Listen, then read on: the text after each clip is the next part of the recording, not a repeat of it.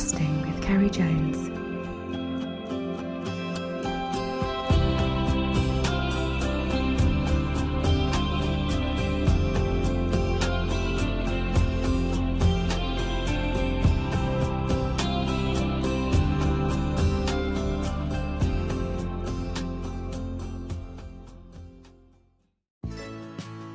Hi guys, and welcome to this week's podcast.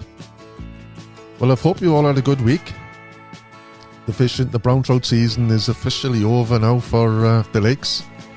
And while I was hoping to get out actually the last weekend, the weather wasn't great, so the wild brown trout fishing for me now will be put on hold for next spring.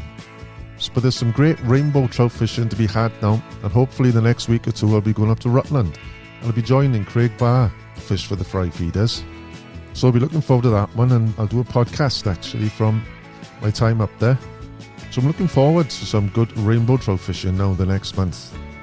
The last few days I've been covering international bank championships held at Garnfrwd. What a great competition that was, with the 4 teams, Wales, England, Ireland and Scotland, competing for the title. And I don't think there's many competitions will ever be as close as this one was. Halfway through the day, it was plain to see that it looked like it was either going to be Ireland or Wales going to be the winner. And you know what? It actually went to the wire, and Ireland won it actually with the last cast. One of the Irish competitors hooked the fish, and as he's playing it, the hooter went off. So he's entitled to play it, and if it wasn't for that fish, Wales would have had the trophy. So well done Ireland, right to the wire. Nail biting stuff, eh? Well, what a great weekend, great bunch of lads. And I put a small video up yesterday of the competition for you to have a look at. Garnfrwd's a great water, and I suggest anyone who hasn't fished it, definitely give it a go. Probably one of the most natural looking and can be a very imitative water you'll get on the stillwater fishery. So anyway, back to this week's episode. And this week's guest hails from West Yorkshire, a talented fly tyer with a passion for traditional wets, and enjoys nothing more than drifting on a lough or lake fishing for wild browns. He chats about his regular trips to Orkney and Ireland, plus his local lake, Malham Tarn. Welcome to my chat with Melvyn Wood.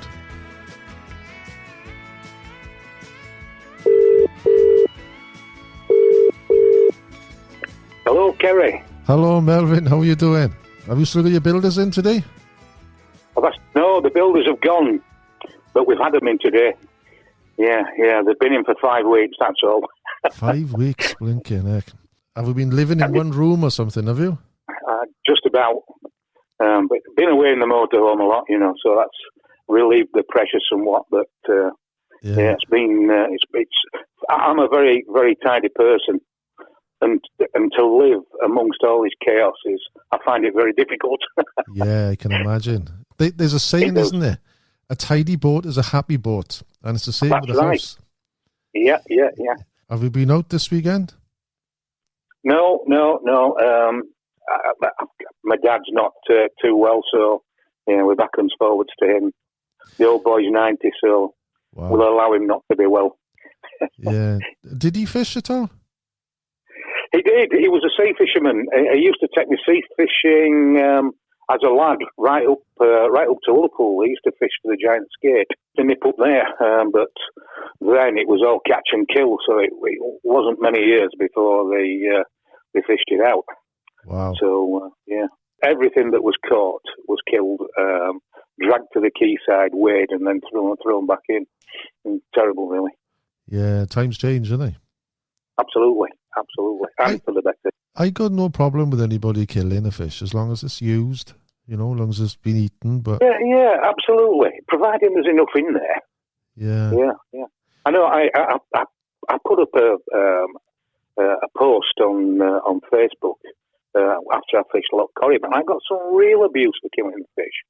Of we the only big killed the fish because the lad I was fishing with his father, he took them, he froze them and ate them. Yeah, yeah. But I mean, we caught probably about 14 or 15 fish, in about 7 hours. And Yeah, there's that many fish in there. Missing one or two will be all right. Yeah, that's right. I'll come to that. I want to talk about your Corrib specimen. Yeah.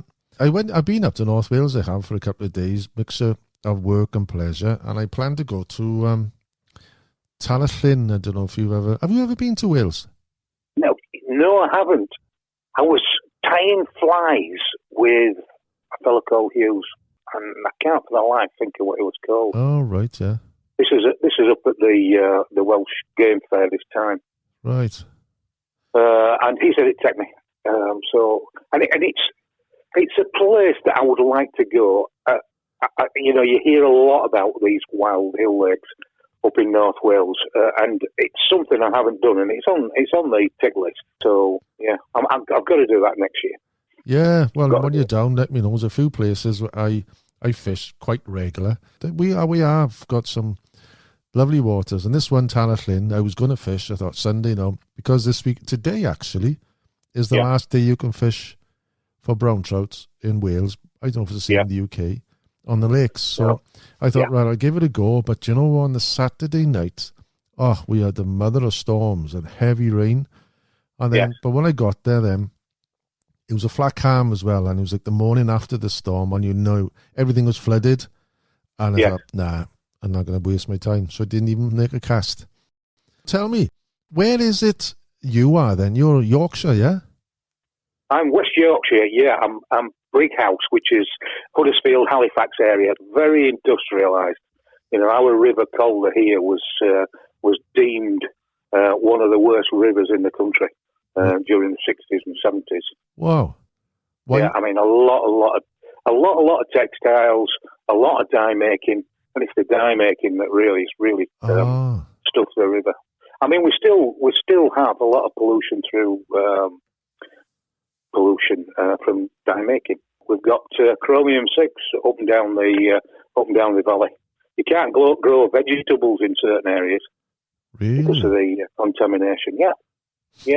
It's an area. And you thought it had it bad in South Wales, eh? Yeah.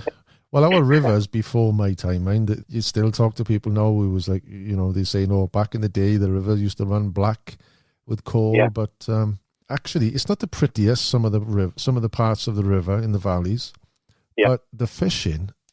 I don't fish many rivers, to be honest. I'm over the lakes reservoir man. Yeah, you and me know. But friends of mine, they fish them, and they regularly get 2 or 3 pound trout regularly in the river. Oh yeah, yeah. I mean, we've now got salmon returning. This is the River Calder in Calderdale. We have salmon returning, although I'll tell you they aren't, but they are there. And I've caught enough salmon to know what a salmon looks like. And we have a bit of a run of sea trout as well. 3 or 4 days after a lift, we hit them, which is great for a river that was practically dead, 60. So it's mainly lakes you fish, like myself, then? Mainly, yeah. Well, do you know what? What caught my eye last month was one of the reasons I had to speak to you, actually, was the photograph you put up last month of that amazing looking brown, and you said he was the second biggest you've had. And where was that? Yes. That was Malham Tarn. It's about an hour away from me. It's right up in the Yorkshire Dales, a place called Malham. It's a well-known walking area. It's on the Pennine Way. Yeah. And Malham Tarn's about 150 acres, and it sits on a plateau of limestone. Oh. Yeah. It's rich in fly life then. It's very, very rich in fly life.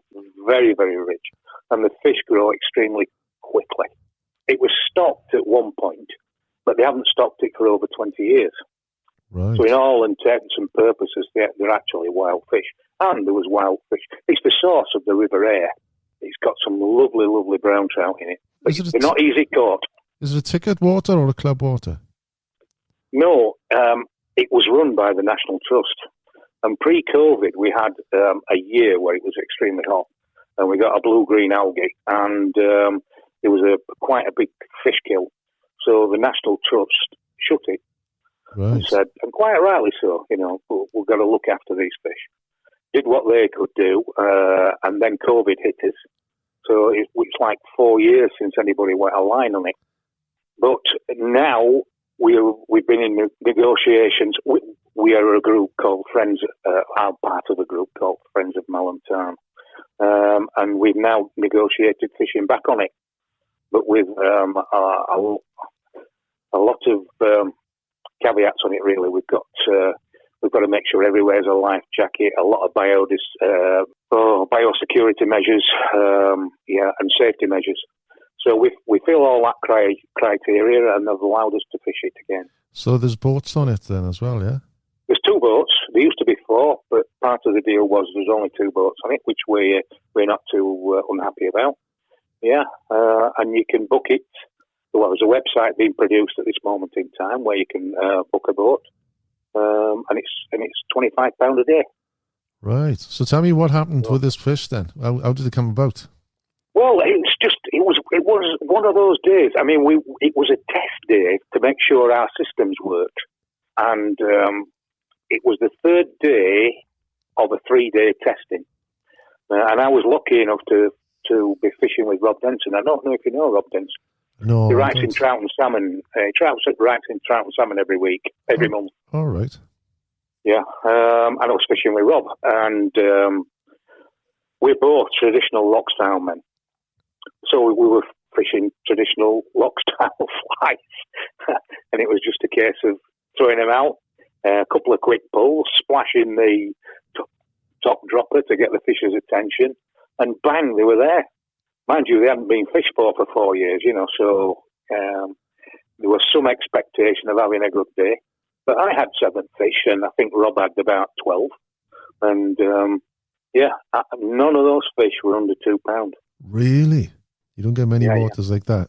What did he take? It took a muddler. It took a muddler dabbler on the second pull, the splash, and then thing were on. Yeah. Wow. Big fish. It was led me a merry dance. It was very yellow as well. Very, very bright fish as well, wasn't it? Well, there's 2 particular strains in there. There's these yellow belly things, and there's ones that are quite silvery. And they both, get to good sizes. I mean, my biggest one that one that I caught the other week was 9.2, and this one was bigger. So you think it was a double-figure fish then, yeah? Well, I wouldn't say it was £10, but it was definitely above 9. Yeah. Fish for a lifetime for most people. It's nice to catch her on a traditional wet as well, isn't it? Loch style. Oh, yeah. I mean, that's my passion, really, tying and fishing traditional wets and, new types of wets, modern materials in them, but yeah.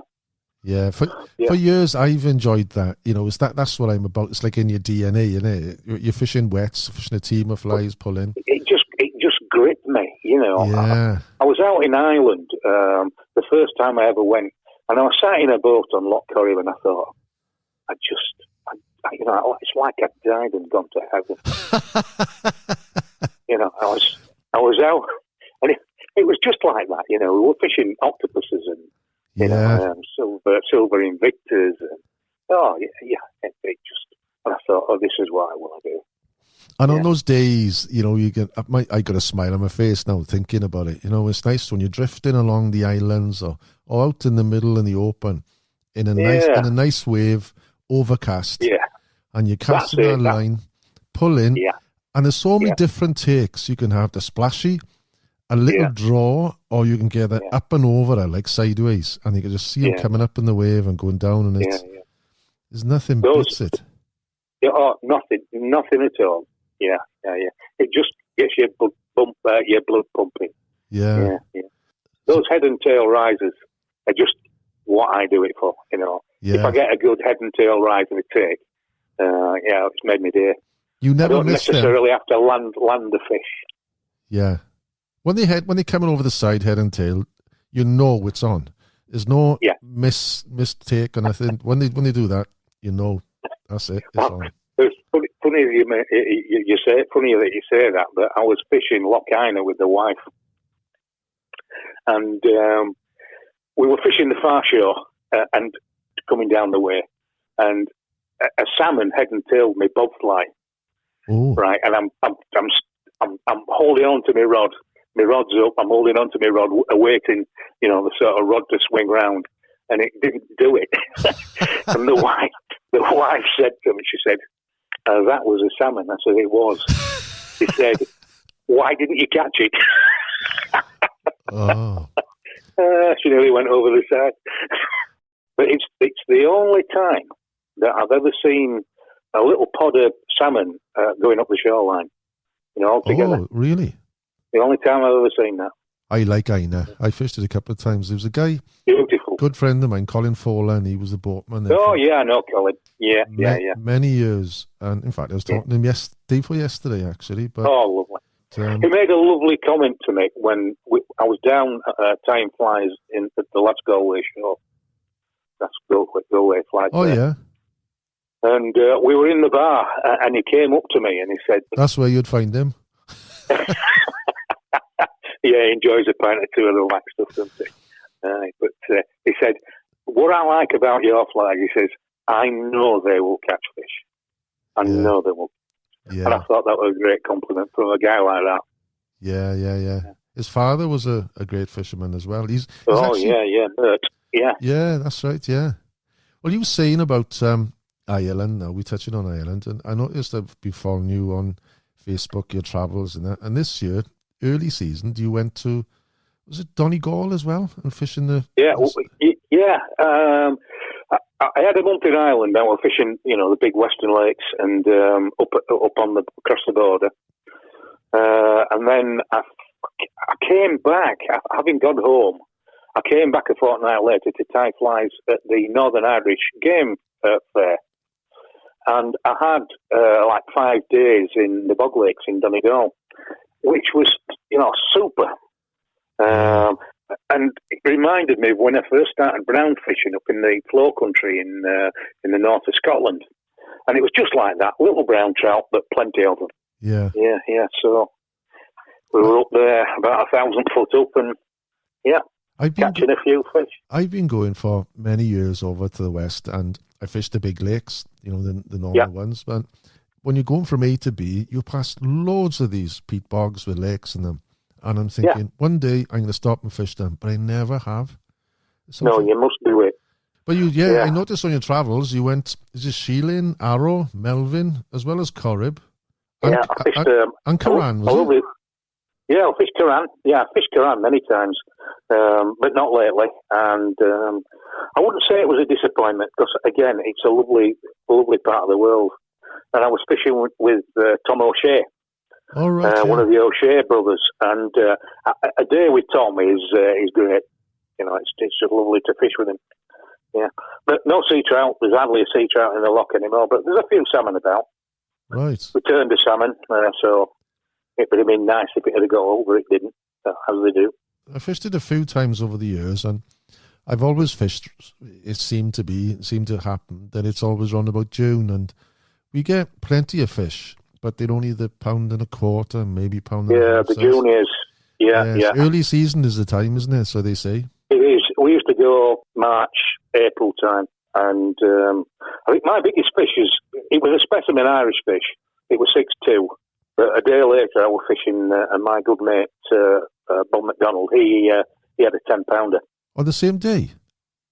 No, a day later. Oh, right. Bloody hell. Yeah. That was a grand fish. Pulling wets, were you? Pulling wets. On a floater? Mine took it would have been a floater then. Either a floater or a sink tip. Red Arse Green Peter got mine. And Stuart McTeer's Silver Dabbler got Bob's. That sunfly, that McTeer's Dabbler. It has, what's unusual about it, we call it a Silver Dabbler, but it's got a wide silver rib over claret seal's fur. Oh. Yeah. Can't beat and then the seal's fur's picked out. And by God, that takes me fish everywhere. Salmon, sea trout, brown trout, rainbow trout, whatever I'm fishing for, I'll catch fish on that fly. I think claret for me is the number one colour. But when it comes to seal's fur, over the years, it's got to be, I'm a bit anal about it, the colour. You can get claret and claret. I like those deep colours. Some of the ones you buy these days are almost like a bright magenta. Like a winey colour. Yeah, but you get a nice Yeah. claret, and it's I've actually got a tub. Because years ago I used to have these 35mm film canisters, and I used to keep all my seals for in them. Yeah. And I was running low on this claret because I knew if I was, and there was nothing hardly left, so I thought instead of tying one more fly with it, I'll keep it, and I'll keep that now for a match, because you'll never remember unless you match it with something, will you? No, you don't. You've got to. Yeah, and that's what I do with my dyeing. You know, when I'm dyeing, putting different colours together, matching dyes together. I have a bit of blotting paper, and when I make my dye up, I write on the blotting paper exactly what I have done, so I can replicate it, and then just dip that piece of blotting paper into the dye. Oh, so I've got a record of how to get the colour again. Replicating colour is not easy. Down there in black and white of what you've done to get that colour, it becomes a little easier. I've never done any dyeing at all of any shape or form. Like, do you know Jackie Malham? Yeah, very, very much. I've fished on Arrow with Jackie. Right, he's passionate about his dyeing, isn't he? Yeah, he is, and he produces some lovely colours. I noticed. I was thinking back at places you said you'd fish this year. And on Arrow, like I haven't fished Arrow for many, many years, a long time. But it's one of those waters I want to go back to, and I was hoping to fish it this year, but I didn't. But you've had a great fish from Arrow as well, haven't you? Six. We had a great day fishing with Jackie. I was fishing with Jackie, Jackie was the boatman, really, and a guy called Joe Crane, who I think has taken over from Colin Folan at Ina. Oh, right, yeah. He fishes Ina and Ballynahinch, or he guides on both. He's won some competitions. I mean, he was European champion. You know, Ireland have World Championships and European Championships, but it's only Irish anglers that fish him. But hey ho, that's Ireland. And he actually was European champion one year. Right. So he was no slouch. Yeah. He had a 5 pound plus fish, and I had a 6 pound plus fish. So it was one hell of a day, really. Yeah, I had probably 7 fish, I think, and he had about 5 fish. So I mean, that on Arrow was a fantastic day. Would that have been mayfly time then? It was. It was in the mayfly. Yeah. And what did he use then?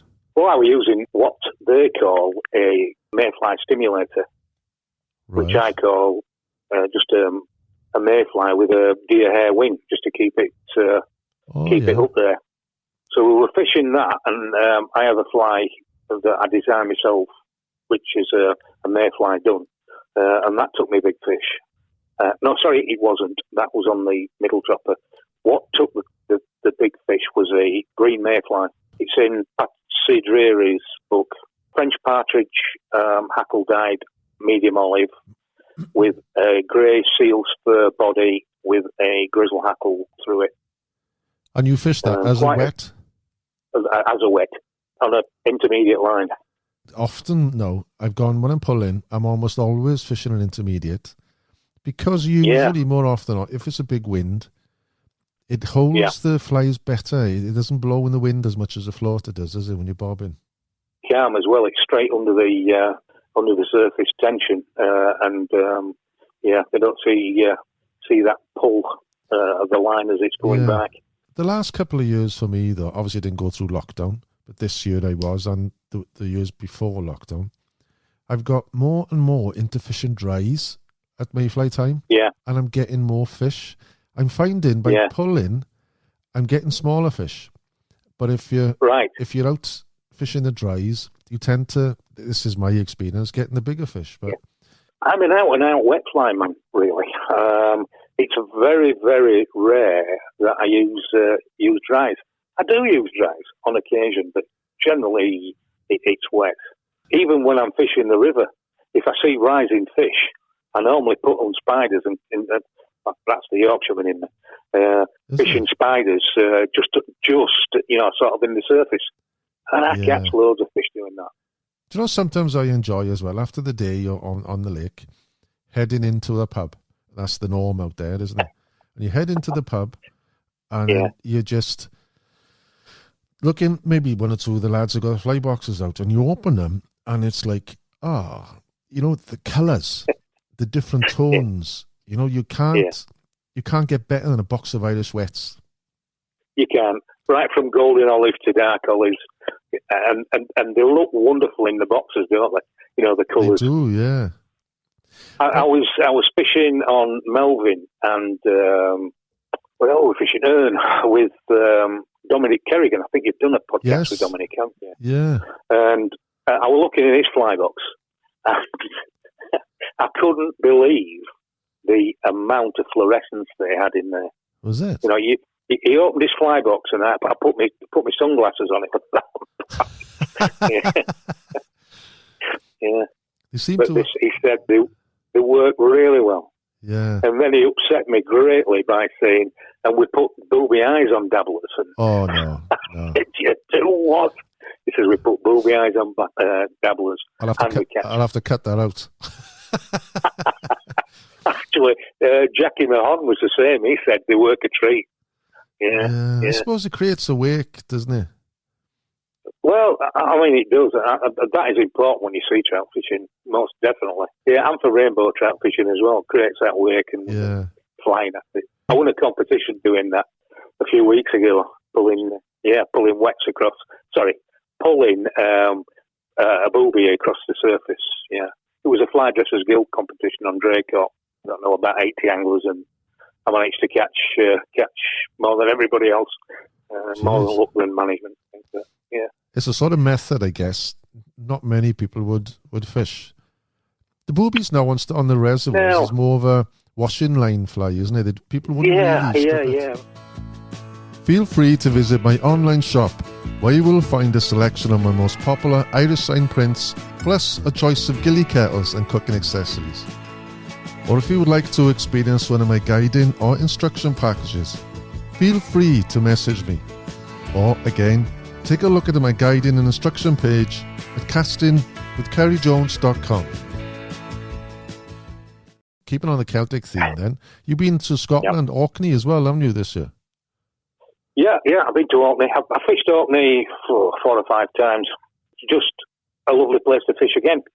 Fishing with some great pals. That's what it's all about. I used to be a great competition angler. But competitions bring out the worst in anglers.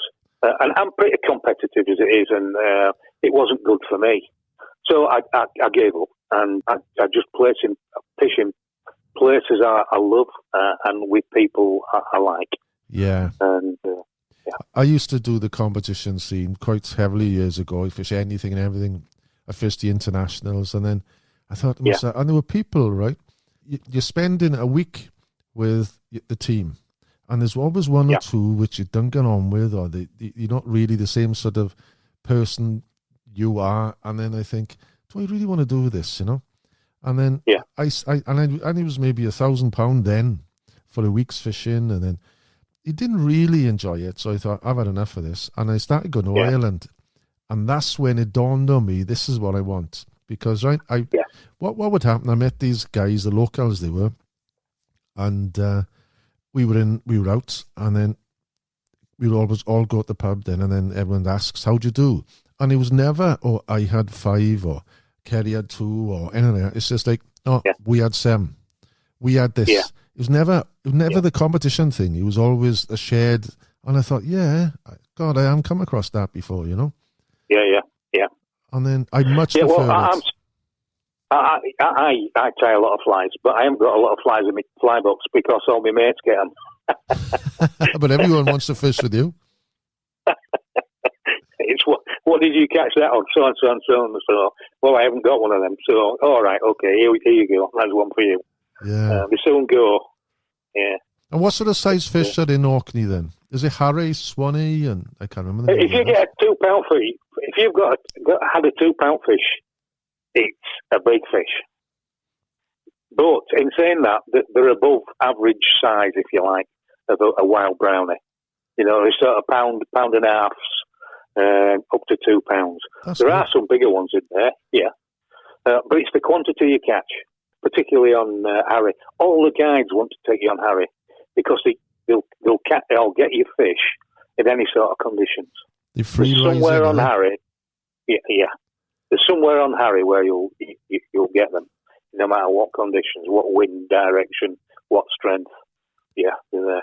We even had this figure of 8 in and pulling suspender buzzers. Really? One flat calm day, yeah, and catching fish. My favourite loch, Swanee. We were up there this year fishing sedgehogs, and it was wonderful. It was either throw them out, pull them back under the surface. At the end of the retrieve, just let them float to the surface, and bang, your fish were on them. Yeah, it's a place I've always thought of doing, but it's like when you get the time, I've always instinctively gone across over the waters of Ireland. There's something I've got to try one day. Well, you know something, I'm going to be a bit controversial here. I honestly think that, and I fish in the Hebrides as well in Scotland, and I honestly think that the fishing is better in Scotland. But there's something about Ireland that draws me. Yeah. And I don't have any relations, I don't have any probably contact with that, or had a previous contact with Ireland whatsoever. But when I was over there, that something grabbed me. Yeah. And any opportunity that I get to go to Ireland, I'll go. Yeah, you can't put your finger on it, can you? You can't. And the people are so lovely. Do you know what? I had a meeting once with the Irish Tourist Board.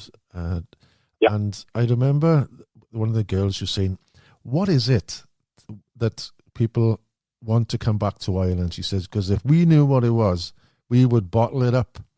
And, you know, it's just, I don't know what it is. I think the relaxedness of it, I know why the Corrib for me is, it's so hardcore. You know, it's quite easy to go a week without a fish. You know, and so it's not about the fish as such. I've never been to anywhere in the world where I still, even after a blank, want to go back out there. Usually you go to a couple of places and you not catch. You don't know how to go back. But that place, I can't wait to get back, even if I have a blank. No. Yeah, I know exactly what you mean. I was, what, 3 or 4 years, 4 years, wasn't it? Prior to this trip, I fished Arrow, probably about 4 years ago. Yeah. And I made the great mistake of going into a petrol station with my fishing cap on. Now, if my fishing cap, one side of it's full of flies, so I'll take them off the leader, and then I'll immediately put it in the right side of right hand side of my cap. Yeah. So there's plenty of flies in it. So I went into this petrol station with my cap on. It took me 20 minutes to get to the cash out because everybody wanted to know about the fishing. And it took me another 20 minutes to get out of the petrol station to get in my car. Yeah. Now, that is Ireland. Yeah. You don't know who you're talking to, but they will come and talk to you. It's a special place. Yeah. I got a lump in my throat when I leave there, got to be honest. That's the same with me. Whenever I go to Ireland, I don't want to come home. Well, this brings me on to your biggest fish, actually, is from Ireland, isn't it? From the Corrib. It is, yeah. Not anything in your league. But tell me the story about it. Well, it was an easterly wind, and it was a big blow. It was pretty unsettled weather. We were fishing. It's quite strange this is, but Stan Headley was up there doing an article, and he actually took a photograph of my back going into Lord's Bay. Do you know where Lord's Bay is? Yeah, on Duras. Other side of the Duras. Yeah. And lo and behold, it were in trout and salmon a couple of months later. But he'd had a tough time, and we were finding it a bit lean. But we were fishing around the Sardance Island, which is, it's a little bit further down than the Duras. And I hooked what I thought was a snag. So I'm starting to pull it as it pull my flies out of this snag. And I thought I'm going to bring a big branch up here. But the big branch started to kick. And you just got this bounce of the rod. It just the rod, I can't. It's deep bounce. It wasn't a little tap tap tap. It was a bounce bounce bounce bounce. Yeah. As this fish Head swished knocking. its tail backwards and forwards. Yeah. I have a lovely photograph of that my friend took of the rod bent double prior to us just netting the fish. So there's this big arc in the rod, the top dropper out of the water and near the rod tip, and in between that arc is an island, and that was a cracking photo. But this was over a scurry. You know, it must have been up and and out of the depths and wanting it. Yeah. It was a ferret. It was a male ferret with a great big kite. Yeah. And it weighed. We got it. This is another thing. It got banged on the head and put in a glass case. Had it mounted. That's fine. It's in your office now, is it? It's in my fly tying den. Yeah. And I look at it, and I still smile at it, but I have these pangs of guilt that it didn't go back. Yeah. But anyway, if I caught another big one like that, it would certainly go back. I've had plenty of experience of people talking about, oh, you shouldn't have killed it and this and the other. But in my experience is when you've been fishing a long, long time, and then how it all started for me, I was sitting in bars in the west of Ireland, you have a few pints and you're looking up on the walls and you get all these cased fish, and then your imagination it fires you up, you know. It wouldn't have been the same if I'd have just looked up and saw some photographs.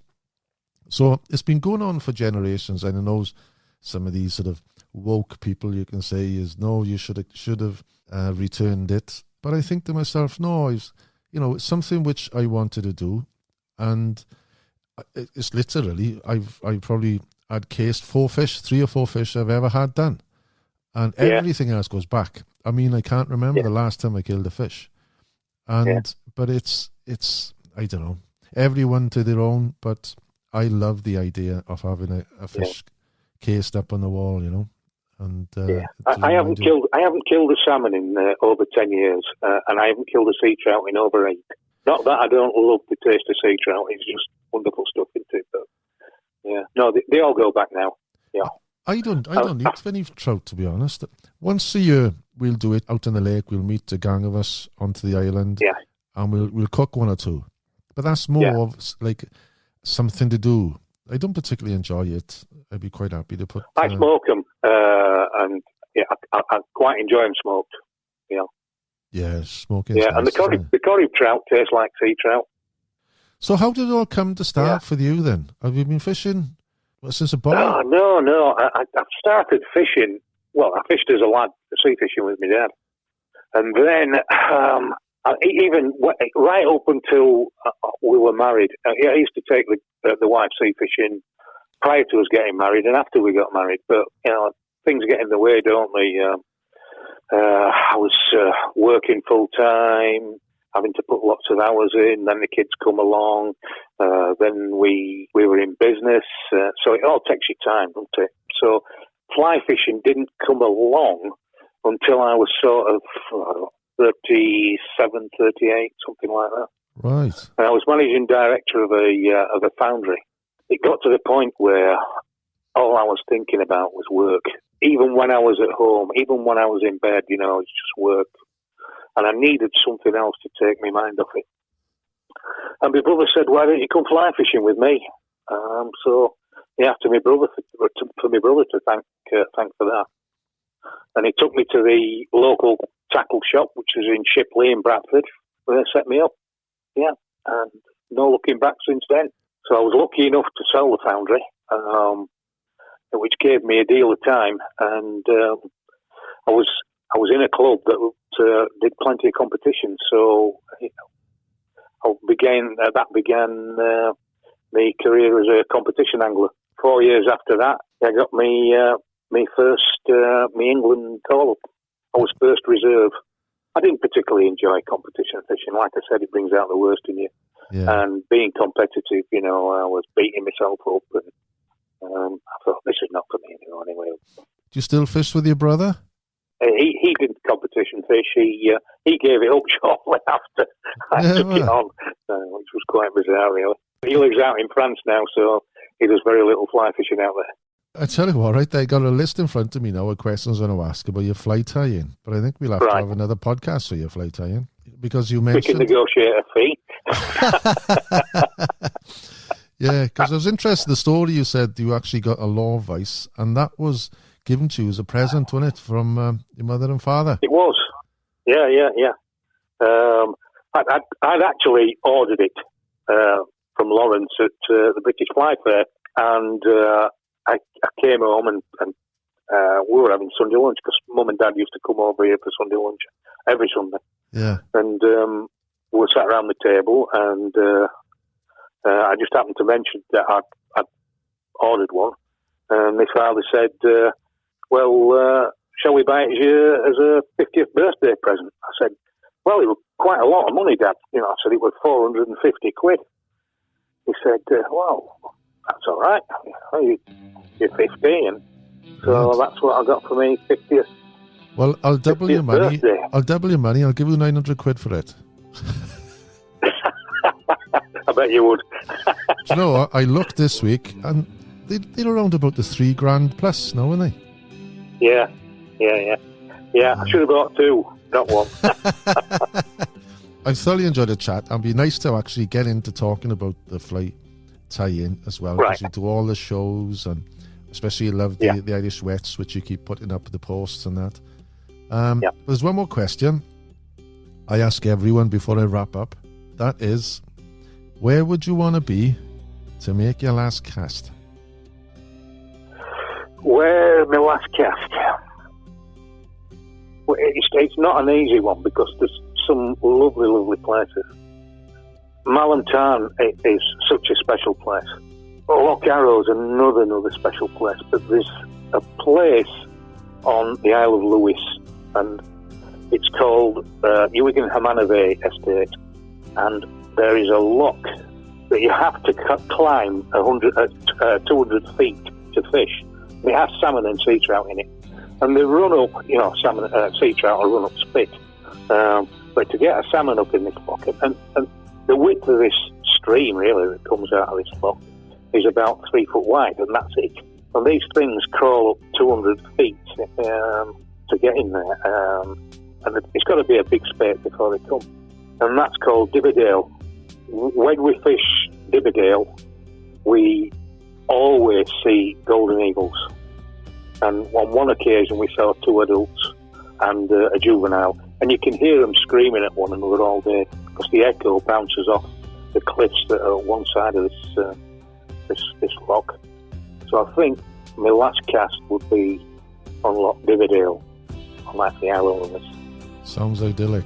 I've instructed the wife that after I've been cremated, she has to throw my ashes into the River Calder at Ellen Bridge on Cromwell Bottom, and let the fish get their own back. Yeah. As regarding your last cast, I gotta say, if I was climbing 200 feet to fish a lake, I think it'd be my last cast by the time I got to the top. But it is a very, very special place. Sounds beautiful. Well, if you're over in Ireland next year, which I guess you probably will be, I'll be over in May, yeah. Yeah, I got my own boat on the lake on the Corrib. You can join me for the day over there. That'd be great. That would be fantastic. Thank you very much. Well, I'll snap your hand off on that one. Definitely, no problem. Many thanks for the chat. That's great.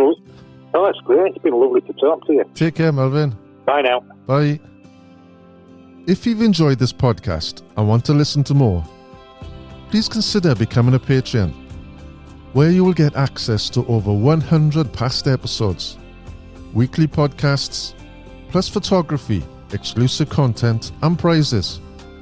To join, visit patreon.com/casting with Ceri Jones, or see the link on my website, castingwithcerijones.com. Well, that's all for now. Tight lines and don't strike too soon.